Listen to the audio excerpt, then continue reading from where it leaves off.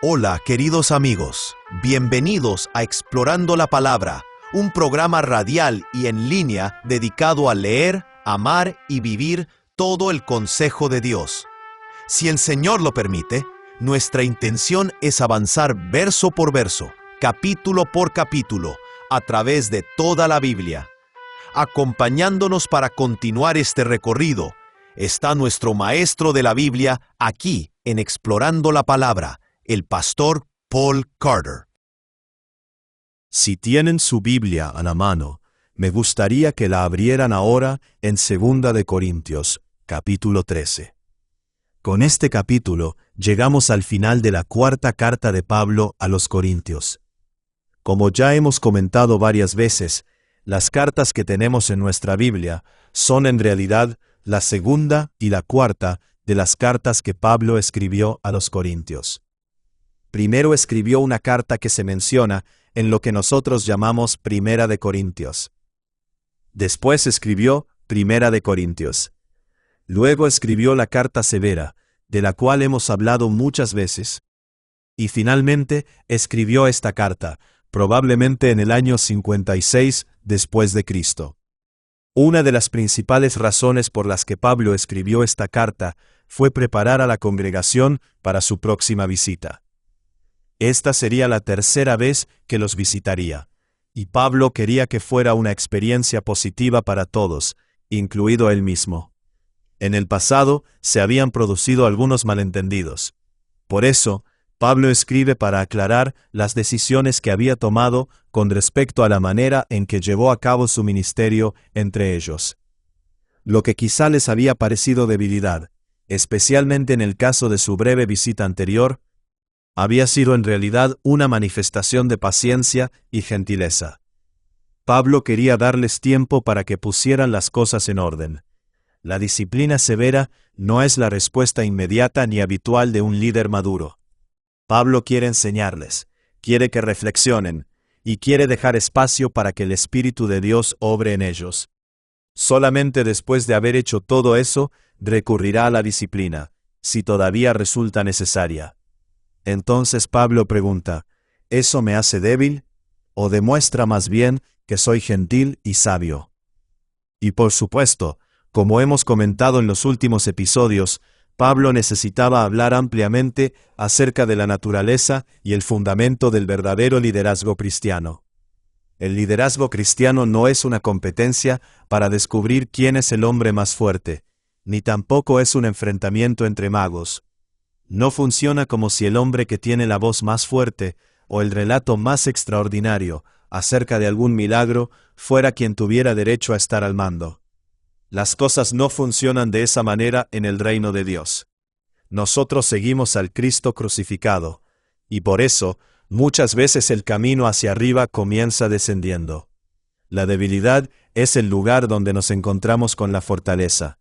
La fragilidad se transforma frecuentemente en una oportunidad. Todas estas son características de lo que los teólogos llaman algunas veces la vida cruciforme, es decir, una vida moldeada por la cruz. En el episodio introductorio cité a Michael J. Gorman, quien dijo, «Lo que unifica la retórica cambiante de 2 de Corintios es su enfoque definitivo en la forma cruciforme, llena del Espíritu, de la vida transformada en Cristo». De eso ha estado hablando Pablo, y de eso continuará hablando durante su próxima visita a los Corintios. Escuchen ahora la palabra del Señor, comenzando en el versículo 1. Esta es la tercera vez que voy a visitarlos. Por el testimonio de 2 o 3 testigos se juzgarán todos los asuntos. Pablo está diciendo aquí que sus 3 visitas corresponden al principio general de una investigación cuidadosa que se encuentra reflejado en la ley del Antiguo Testamento. Aquí, en la comunidad del pacto, no tratamos los asuntos basándonos en rumores, ni en acusaciones hechas a la ligera. Más bien, tratamos con la verdad debidamente establecida. Por eso, Pablo les dice, «He sido muy paciente y minucioso al ejercer mi supervisión sobre ustedes». Versículo 2. Dije previamente, cuando estuve presente la segunda vez, y aunque ahora estoy ausente, lo digo de antemano a los que pecaron anteriormente, y también a todos los demás, que si voy otra vez, no seré indulgente, puesto que ustedes buscan una prueba del Cristo que habla en mí, el cual no es débil para con ustedes, sino poderoso en ustedes. Porque ciertamente Él fue crucificado por debilidad, pero vive por el poder de Dios. Así también nosotros somos débiles en Él. Sin embargo, viviremos con Él por el poder de Dios para con ustedes. Pablo se preocupa aquí por aclarar que la paciencia no es debilidad. La preocupación por seguir un proceso correcto y cuidadoso no es debilidad. Existe cierto tipo de personalidad que piensa que la audacia es la prueba definitiva de que alguien está capacitado para ejercer el liderazgo. Pero si utilizáramos ese criterio, un perro sería un líder extraordinario. Los perros son maravillosamente audaces y precisamente por eso a menudo ladran y aúllan contra todas las personas que pasan cerca de ellos. Pero espero que todos estemos de acuerdo en que dentro de la familia de la fe necesitamos algo más que la audacia de los perros. Necesitamos sabiduría, necesitamos prudencia, necesitamos discernimiento. Pablo les dice: he actuado con mucha lentitud y paciencia en todo este asunto, ¿no es así? He procedido muy lentamente, pero también he hablado con mucha claridad. Y ahora, después de haber sido paciente y claro, ha llegado el momento de ajustar nuestras cuentas. Y eso es lo que haré cuando llegue para estar entre ustedes. En los versículos 3 y 4, Pablo deja claro que en el ministerio cristiano existen tanto la debilidad como el poder, de la misma manera que podemos ver tanto debilidad como poder en la vida terrenal de Cristo. Sí, Cristo murió en la cruz, pero también resucitó triunfalmente de entre los muertos al tercer día. Por lo tanto, aceptar la debilidad no significa negar el poder. He estado hablando acerca de mis debilidades porque cuando soy débil, entonces soy fuerte. Pero eso no significa que debamos glorificar la debilidad cuando estamos hablando de vencer el pecado. Jesús resucitó de entre los muertos. Por lo tanto, el poder de la resurrección está obrando en todos los verdaderos creyentes, haciendo que abandonen su pecado y dejen atrás sus obras de oscuridad. Tanto la cruz ensangrentada como la tumba vacía deben orientar nuestra manera de entender la vida y el ministerio. La cruz nos recuerda que debemos esperar el sufrimiento y aceptar una posición humilde. La tumba vacía, por su parte, nos enseña a esperar la vindicación y a confiar en que recibiremos poder para vencer todo lo que es malo y todo lo que está muerto. Por eso Pablo dice en el versículo 5, «Pónganse a prueba para ver si están en la fe, examínense a sí mismos. ¿O no se reconocen a ustedes mismos de que Jesucristo está en ustedes, a menos de que en verdad no tasen la prueba? Pero espero que reconocerán que nosotros no estamos reprobados. Y rogamos a Dios que no hagan nada malo, no para que nosotros aparezcamos aprobados, sino para que ustedes hagan lo bueno, aunque nosotros aparezcamos reprobados. Porque nada podemos hacer contra la verdad, sino solo a favor de la verdad. Pues nos regocijamos cuando nosotros somos débiles, pero ustedes son fuertes. También oramos por esto, que ustedes sean hechos perfectos. Por esta razón les escribo estas cosas estando ausente, a fin de que cuando esté presente no tenga que usar de severidad según la autoridad que el Señor me dio para edificación y no para destrucción. Aquí, por decirlo de alguna manera, el apóstol Pablo les da vuelta a las cosas. Ellos han estado buscando pruebas de que Cristo habla y obra por medio de Pablo. Pero la verdadera cuestión es si ellos mismos pueden presentar pruebas de que el Señor está obrando en ellos.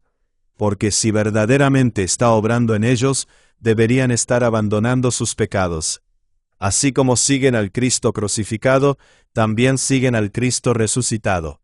Por lo tanto, debería existir en sus vidas alguna evidencia de una libertad progresiva del poder del pecado. Los verdaderos creyentes reciben inmediatamente la libertad de la condena del pecado, y a lo largo de su vida cristiana reciben progresivamente la libertad del poder del pecado. Entonces, ¿dónde está la evidencia de esa libertad? Esa es la verdadera pregunta, dice Pablo. Y espero que ustedes mismos se la estén haciendo. Por supuesto, todas las personas deberían hacerse esa pregunta. Toda persona que cree ser un verdadero creyente, toda persona que cree ser cristiana, debería buscar evidencias que respalden esa convicción. Después de todo, Jesús dijo, no todo el que me dice, Señor, Señor, entrará en el reino de los cielos, sino aquel que hace la voluntad de mi Padre, que está en los cielos. Muchos me dirán en aquel día, Señor, Señor, ¿no profetizamos en tu nombre? ¿No expulsamos demonios en tu nombre? ¿Y no hicimos muchas obras poderosas en tu nombre? Entonces les declararé, nunca los conocí. Aléjense de mí, ustedes que practican la maldad. Por lo tanto, según Jesús, muchas personas que creen sinceramente que son cristianos, nacidos de nuevo, en realidad no lo son. No lo son. Piensan que lo son, creen que lo son, y se enojarán con cualquiera que sugiera que quizá no lo sean. Pero no lo son. Y en el día final escucharán estas palabras de Jesús. Nunca los conocí. Aléjense de mí, ustedes que practican la maldad. Evidentemente, entonces, deberías hacer todo lo que esté humanamente a tu alcance para asegurarte de que no seas tú quien tenga esa experiencia en el día del juicio. Y yo también debería hacerlo. Debería hacerlo toda persona que se considera cristiana. Todos debemos examinarnos a nosotros mismos para comprobar si estamos en la fe. Debemos ponernos a prueba. Charles Hodge dice lo siguiente en sus comentarios. Examinar y poner a prueba significan lo mismo. Ambas expresiones comunican la idea de probar a alguien o someterlo a una prueba para determinar la naturaleza o el carácter de la persona o de la cosa que está siendo probada. Entonces, ¿qué habría significado esto concretamente para los corintios en esta situación particular? ¿Qué demostraría la realidad de su fe? La mayoría de los comentaristas identifica dos cosas. En primer lugar, y de una manera más inmediata, necesitaban reconciliarse con el apóstol Pablo. Como lo expresa Paul Barnett, si los corintios rechazan a Pablo como apóstol de Cristo, se rechazan a sí mismos como una comunidad apostólica. No puedes rechazar la autoridad del apóstol Pablo como portavoz de Jesucristo y al mismo tiempo llamarte cristiano. Eso sencillamente no existe. A pesar de ello, desde el primer siglo, las personas han estado tratando de hacer precisamente eso. Y por supuesto, muchas personas todavía intentan hacerlo en nuestros días. Pero esa no es una opción. No puedes rechazar a los mensajeros del rey y al mismo tiempo creer que mantienes una buena relación con el rey. Los mensajeros hablan en nombre del rey. Por eso, rechazar el mensaje que ellos llevan equivale a rechazar la autoridad del rey sobre ti. Y el rey no recibirá eso favorablemente. Los corintios necesitan reconciliarse plenamente con el apóstol que Cristo les ha enviado. En segundo lugar, teniendo en cuenta el contexto, también es evidente que necesitan haber renunciado a la clase de prácticas vergonzosas que Pablo describió al final del capítulo 12. Pablo dijo en el versículo 20, «Pues temo que cuando llegue, quizá no los encuentre como deseo encontrarlos, y que ustedes no me encuentren como desean encontrarme. Temo que quizá haya pleitos, celos, arrebatos de ira, rivalidades, calumnias, chismes, arrogancia y desorden. Si realmente has sido salvado, entonces te estarás alejando de esas cosas. No te estarás acomodando en ellas, ni haciendo de ellas tu lugar permanente de residencia. No existe tal cosa como un cristiano que ha hecho las paces con el pecado. El verdadero cristiano reconoce la autoridad de la palabra de Dios, y por el poder del Espíritu que obra en él, renuncia a todas las obras de la carne. Esa es una prueba bastante buena. Así que pónganse a prueba, dice Pablo. Comprueben si están en la fe antes de que yo llegue. No sea que me vea obligado a utilizar mi autoridad como apóstol de ustedes para purificar a la iglesia de toda persona que permanezca obstinadamente sin arrepentirse. Ahora bien, Pablo no desea imponer su autoridad. Sin embargo, está perfectamente dispuesto a hacerlo si llega a ser necesario. Aprecio mucho el comentario que Mark Seifried hace aquí acerca del posible uso de la autoridad por parte de Pablo. Quiero que lo escuchen, porque tal vez algunas personas se estén inclinando hacia adelante, pensando, por fin encontramos una justificación bíblica para ejercer una autoridad severa. Bueno, esperen un momento. Escuchen lo que dice Seifried. Después de amenazarlos con actuar con severidad, y aquí introduce entre paréntesis la referencia a 2 de Corintios, capítulo 13, versículos 1 al 4. Pablo les hace un llamado para que se juzguen a sí mismos, a fin de evitar una confrontación con ellos. No está preocupado por alcanzar su propio triunfo, sino por la sanidad y la plenitud de ellos en Cristo. Una vez más, debería impresionarnos la enorme cantidad de esfuerzo que Pablo hace para no ejercer una autoridad severa. Hermanos y hermanas, tengan cuidado con el líder que recurre inmediatamente al uso de una autoridad dura. Ahora bien, ¿existe un lugar para ejercer esa clase de autoridad?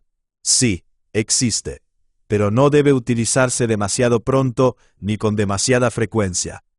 Pablo amenaza con usar su autoridad solamente después de un proceso exhaustivo, que incluyó varias visitas, varias cartas, mucho tiempo, horas de oración, baldes enteros de lágrimas, y una gran cantidad de enseñanza e instrucción.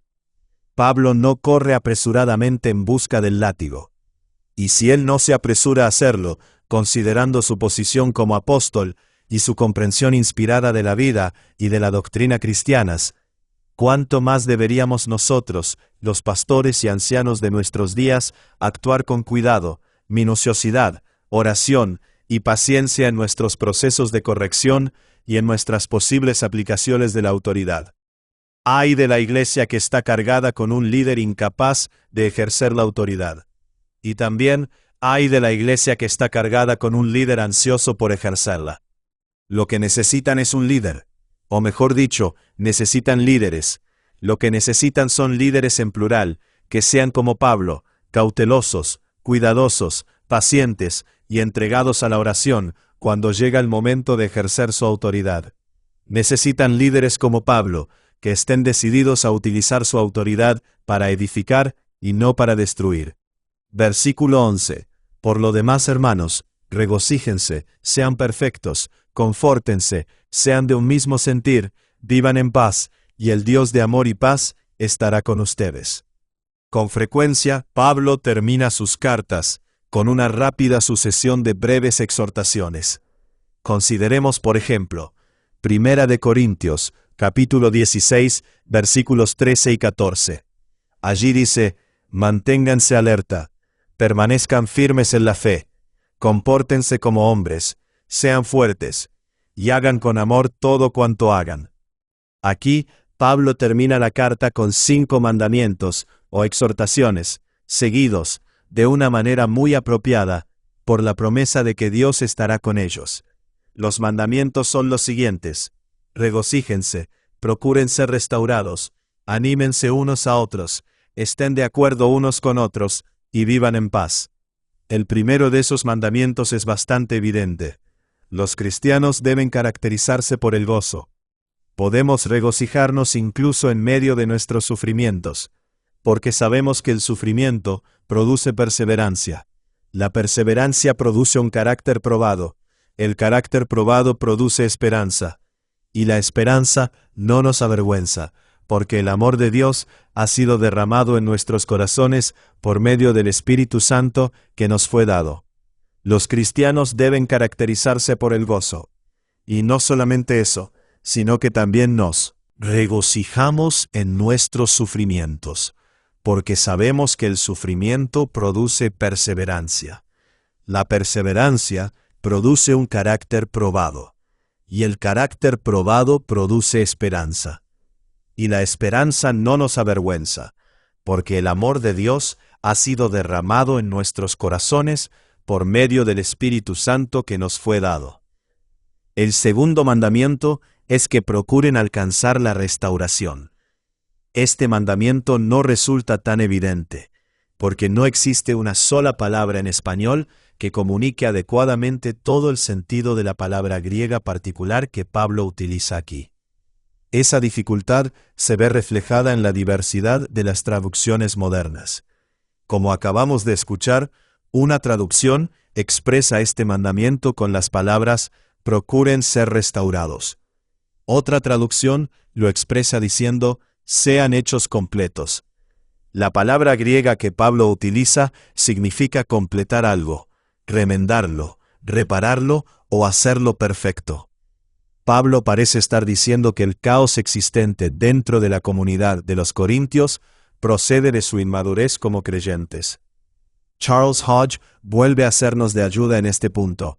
Él dice que en esencia, el apóstol les está diciendo, refórmense, corrijan los males que prevalecen dentro de ustedes y entre ustedes. A continuación, les dice que se consuelen unos a otros, o que reciban ánimo. Una nota al margen en una traducción sugiere que estas palabras incluso podrían significar escuchen mi exhortación.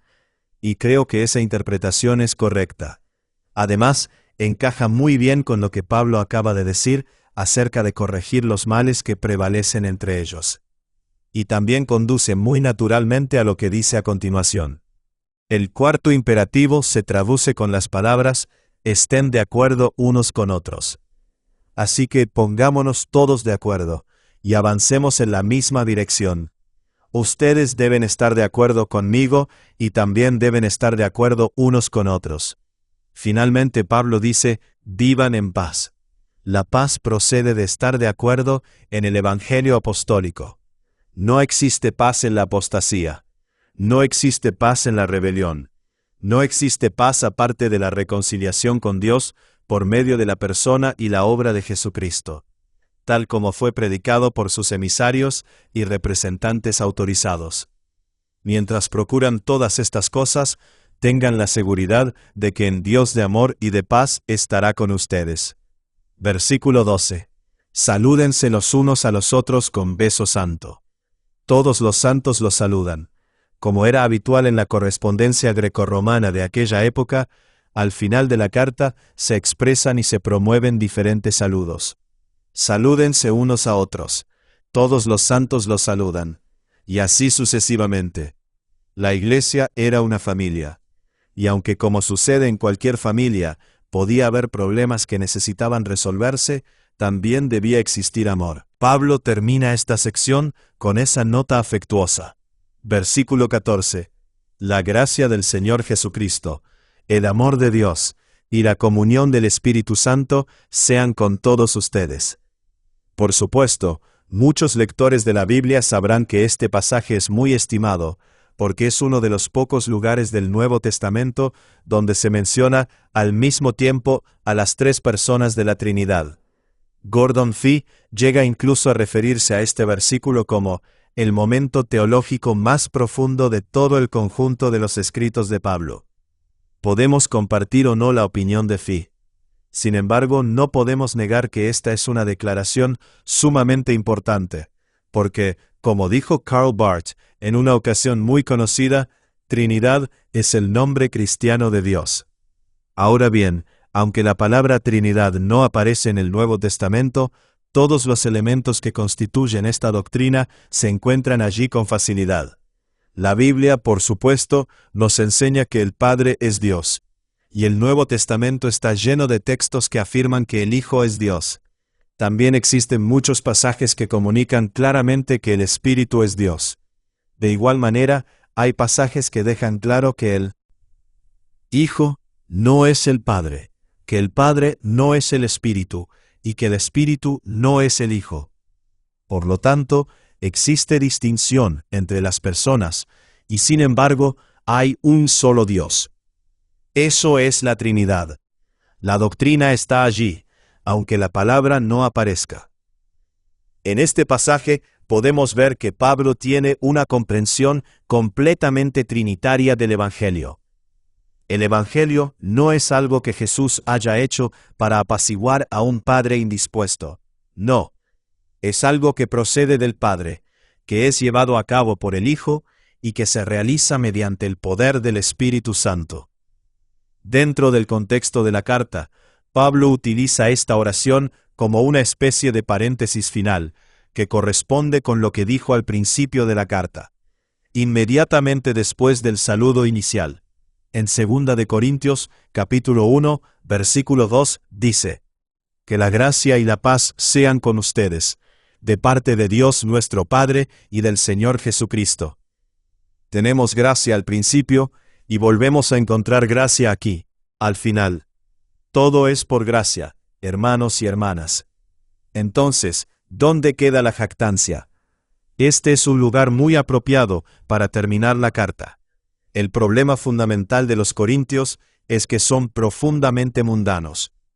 Todas las categorías que utilizan para comprender la vida son, en esencia, categorías romanas. Por eso, Pablo les recuerda que el cristianismo, desde el principio hasta el final, es una obra de Dios. Es gracia. Desciende hasta nosotros. No surge de nosotros. Por lo tanto, sí, el cristianismo se ve un poco diferente. Sí, se aparta de los caminos de este mundo. Sí, confronta algunos de nuestros deseos, excesos y presuposiciones. Es diferente, pertenece a otro mundo, y es bueno. Pablo les dice, el cristianismo no va a cambiar para adaptarse a sus preferencias y expectativas. Más bien, la fe cristiana, si ustedes realmente están en ella, los va a cambiar a ustedes. Los transformará de un grado de gloria a otro, conformándolos a la misma imagen, a su imagen, a la imagen de Cristo, al Cristo de la cruz ensangrentada y al Cristo de la tumba vacía.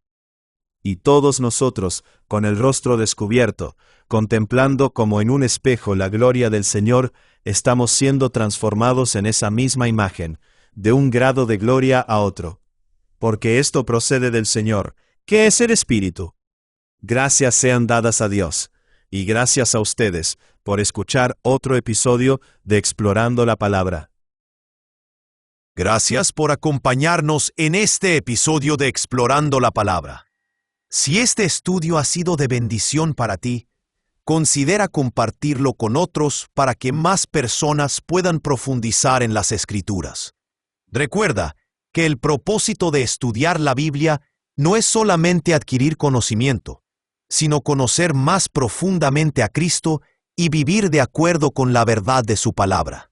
Nos vemos en el próximo episodio, mientras continuamos explorando la palabra de Dios juntos.